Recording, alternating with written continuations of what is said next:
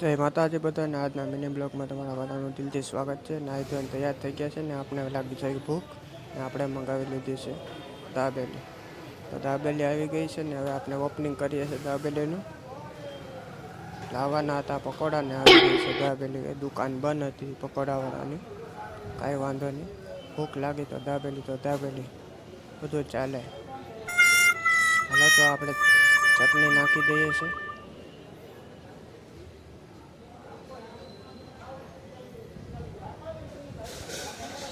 અને આને કહેવાય ચીલી ચટણી. હાલો ચટણી આપણે નાખી દીધી છે ને હવે આપણે ખાઈને નીકળી જઈએ કારખાના તરફ. આપણે નીકળી ગયા છે કારખાના તરફ. આ ભાઈને બહુ ઉતાવળ લાગે છે. હાલો ક્યારેક પડશે. આવી ગયા છે આપણે કારખાને.